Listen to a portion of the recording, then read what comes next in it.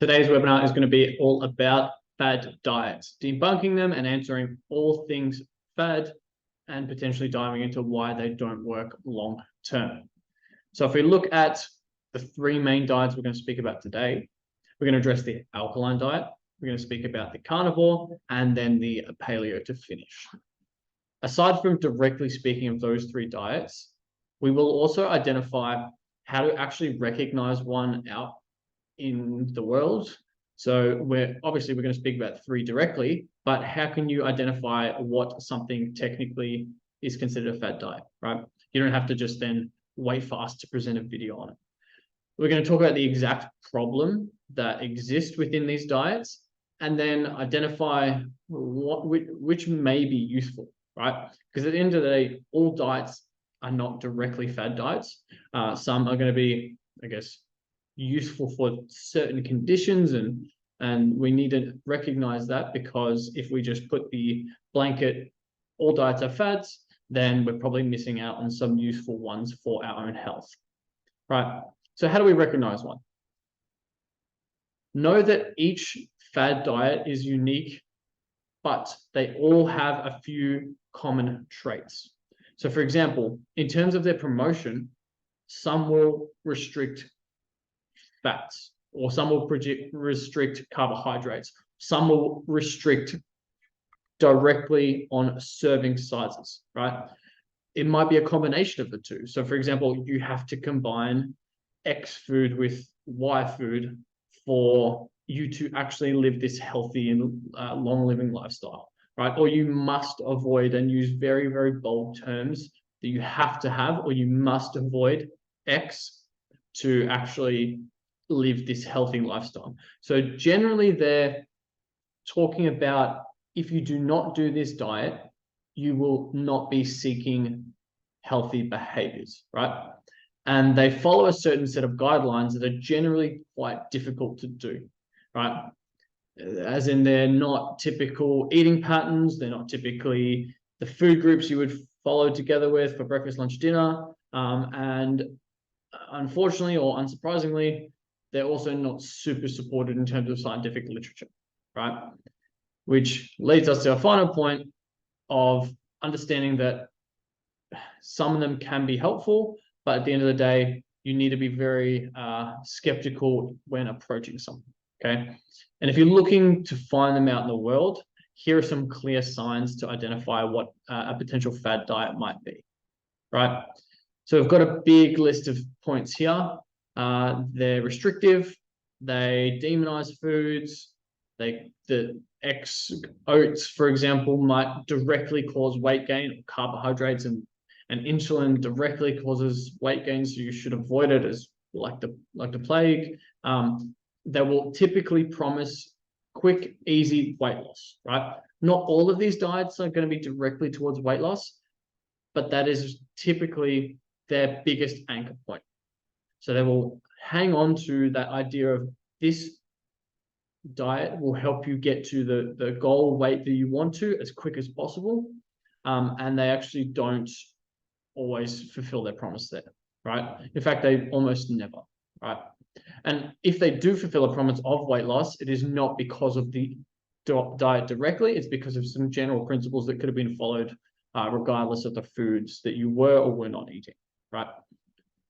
They also do not follow the dietary recommendations. They almost never follow the dietary recommendations and will demonize the dietary recommendations as the reason that we are in an obesity epidemic. So essentially what they're saying is every scientist that's ever worked for the government is wrong, and everything that they say is because they want to take your money and keep you sick so that we have control. That is essentially the promise that they're making, right? We see some other points here of that you should focus on direct appearance. So for example, being very lean is always healthy, and that is what you should chase. This phrase of detoxing comes up quite a lot, and if you see a diet promoting the fact that it is detoxing something in your body, then you should be skeptical, because that's your kidney's job and not lemon water. That's just not how it works, unfortunately. They're very often endorsed also by celebrities or celebrity doctors. So just because someone has the word doctor in front of them, that doesn't always mean that they are a doctor of medicine. You can be a doctor of chiropractic.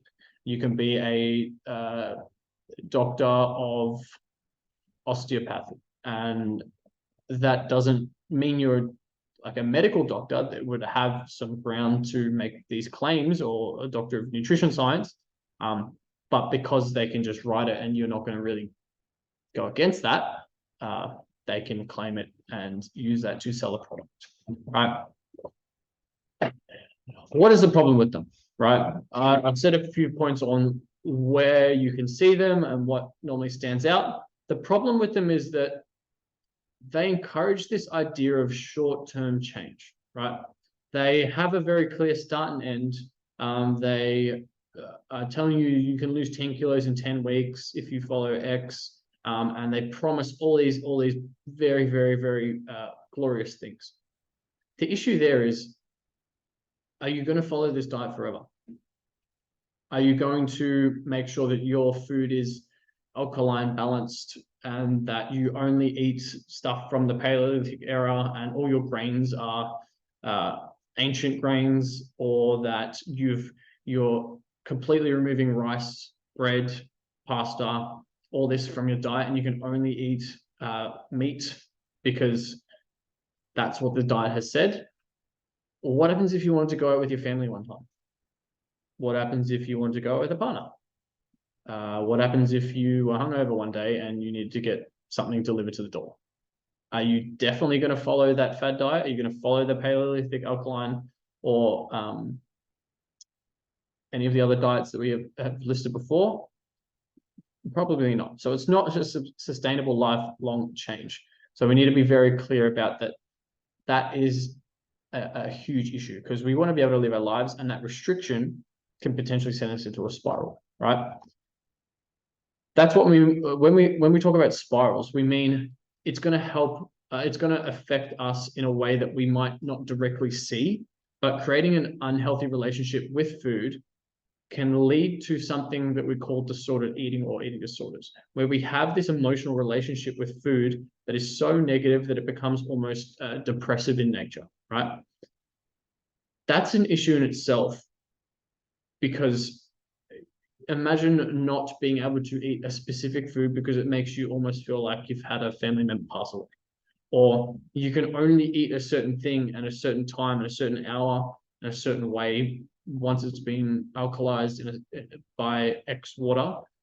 Otherwise, you can't go to work in the morning. Like, that is a relationship that you do not want to have, and it's not something that as well that you want to be able to bring to other people's lives, your family, your friends, your kids. That's an important thing to consider as well, that you're not always just influencing yourself, but you might be influencing the people around you by following these diets in themselves. And as well, yes, they might lead to that initial weight loss, but because they aren't sustainable in the long term, because they actually have unrealistic expectations on what your life should be like, unless you were a millionaire and you could just follow this diet exactly to a T. You have a chef cooking for you daily, and you just live this almost Sims lifestyle, where you're in a video game and everything that is done for you is exactly always going to flow the same way. This restrictive nature isn't realistic. So just because there's initial weight loss, you are likely to yo-yo and kind of go put that weight back on in 6 to 12 months time regardless. And it just becomes a huge cycle of trying a new diet, it working for 6 months, you putting the weight back on, try a new one, and continuing on from that. The key point here is that there is no magic bullet when it comes to nutrition and health. And each individual will have to find their own way of approaching it, from a dietary point of view, from a training point of view, from a general health point of view. And this should be specific to the individual, and claiming that a diet is going to get you there is just not the case, right? So you need to take a very specific approach, following general guidelines of, for example, the Australian Guide to Healthy Eating is a really good starting point, but then following on from that and identifying if you are, for example, celiac, or if you don't tolerate dairy very well, or you have some other issues from there, that's a better approach, right? So let's talk about these diets quickly. So what is the alkaline diet? Essentially, it is a claim that eating acid-producing foods, such as meats, grains, dairy, leads to an acidic state in the body that promotes metabolic, like I can't even read this properly because it doesn't even make sense. Metabolic imbalance and disease, right? If you have too much meat, you make your stomach or your body or your blood a certain way, and then you die or you make yourself sick, right? And that you should replace meats, grains, dairy with alkaline foods, so fruits, nuts, and vegetables, which they're great things in themselves, fruits, nuts, vegetables, but you need to keep like a tipping scale, a balance at all times. Otherwise, you're going to get sick. And every time you get sick, it's because you are not in a neutral 7 on a pH scale level, right? That's outrageous, right? If that was true, then the next two diets that we're going to speak about, like how can they also be true? How can all of these diets be true in themselves and have their own following in their masses if they're so completely different, which is exactly why I've picked these three. And the next claim is like, well, at the end of the day, like food really doesn't do that much to the blood, and our body has plenty of processes and functions to balance this. You really think you, as a human trying to make conscious decisions, is smarter than a body that's been functioning its whole life without you, really making that choice? How did you survive up until now if your alkaline levels were not at 7 or at that neutral level, right? Does that actually make sense? And at the end of the day, how do you know? Are you testing your stomach every single hour to make sure it is at the right pH level, the acidity level to actually digest food? What happens if it fluctuates in the next hour or the next 15 minutes? Are you then going to get sick? That just doesn't add up, right? It also has an unnecessary point of removing specific food groups from your diet that we know are very, very health seeking. Like they are so supportive of our overall health that getting rid of them, for example, grains, whole grains, and fiber, like it's just a terrible, terrible idea. It's just a terrible idea. And there's little to no evidence to support any of the claims that is on the alkaline diet. What about the carnivore? So this is a full flip. The other one said that we should only eat essentially fruits, grains, vegetables, fruits, nuts, vegetables, sorry. This is the opposite. The carnivore is saying that we should only eat meat, fish, chicken, and other animal foods. You should avoid grains, seeds, vegetables, fruit, rice, this type of stuff. How can these stand next to each other and actually both claim to be true? Essentially, it's saying that because we didn't, well, if we want to be really strong, manly humans, then we should eat all the animals that we've been kind of grown up next to from a natural selection point of view, and I guess the organs of their foods as well. So if we eat liver, then it's good for our liver because that's an organ that is we also have, and it's just this outrageous claim of like almost stupidity, right? And it blames plant foods, almost polar opposite to the alkaline diet, for all the sickness and the modern health problems that we have. That fruit has so much sugar in it that it's causing us to die and put on weight, right? And here's one of the biggest issues with it. Like it excludes fruits, vegetables, legumes, grains, nuts, seeds, and like these are things that we've known to be health seeking for forever. So for someone to just come along and say carnivore diets are the only way to eat when there are so many people in the world that eat all these things and are not sick, it's just an outrageous claim. Okay, they're also very low in calcium, vitamin C, fiber, and that can lead to issues with the gums, the bones, digestive complaints, and just an inability to kind of live functionally. Like we want to have a good balance of all these vitamins and minerals in our body to know that we're at least keeping ourselves at a minimum threshold to do all the things we want to do. and make sure our organs are functioning the right way. To completely strip this from their diet is ridiculous. And it can potentially lead to long-term issues of, obviously I'm not going to say directly it can cause it, but heart disease and cancer issues due to the high saturated fat content in some of the meats that you might be consuming. Without a proper guidance of doing any of these diets from a proper healthcare professional, you should just not jump into it. That's just a terrible idea. And the last one we're going to speak about is the paleo diet. Kind of a combination of these two. It's saying you can have meat now, and you can have fish and seafood, and you can have fruits, and you can have vegetables, but only if you could get them from the world. Like you can't have anything that is potentially man-made. So, for example, grains are from the earth, but we had to process them to make them. Right. So it's now picking and choosing a little bit more of like, okay, yeah, you can have them, but not if it's not in this specific way. Right. Vegetable oils. So again, we have to process them to make them from vegetables, but you can't touch them because they're not technically vegetables anymore. They're vegetable oils. And dairy, yes, it does come from an animal, but only if we have something to say for it. So you cannot have it anymore.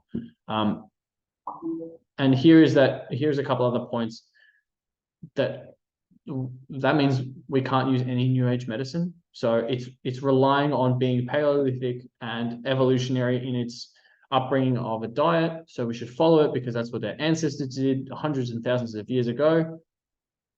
Hundreds and thousands of years ago, our ancestors didn't live past 30. So do you want to do that?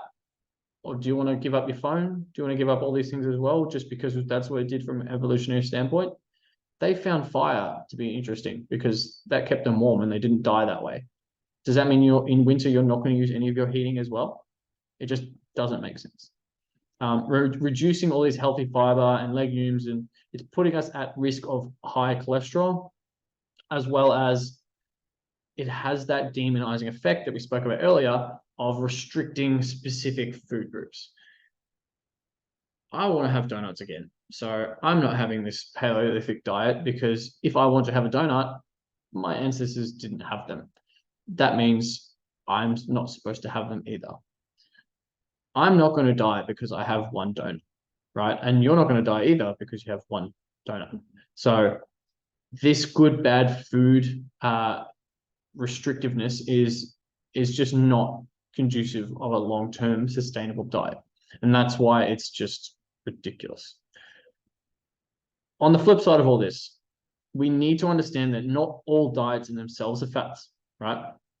And I will make the point of, I've made a few claims today that at the end of 100, 200 years time from now, they might have some support to them, right? I'm not saying directly they will because they seem pretty ridiculous at this point in time. But for example, we know that something like a very low energy diet in the past, or an intermittent fasting, or something along those lines can be useful in very specific medical or health conditions. There is some evidence to say that carnivore or higher fat diets, for example, are helpful in specific populations that, I guess, might not be useful for all the general population. And the biggest example that we've seen is intermittent fasting here, that it can be a very viable option for some people, not just as a weight loss solution, but in terms of regulating blood glucose and keeping those that with insulin sensitivity in a safer range throughout a day. So there are some viable options from diets, but if we look at the ones that I've spoken about before, the alkaline, carnivore, and the Paleolithic, it's the demonizing of specific food groups seems absolutely outrageous on that surface level, and their points for why to do it do not stack up. If there's scientific evidence that is supporting it because of X condition, all for it. But at the moment, there is just nothing that says any of these things are true. So hopefully that helps you understand what to do when you do see one, how you can see one, and some examples of some diets. But the caveat always needs to be in the back of your mind that at the end of the day, if the evidence does come out to help support these, feel free to get involved. But at this point in time, none of these things are even close to being supported by the evidence. So please be skeptical and please make sure that you make some good choices when it comes to selecting how you want to consume food in the future.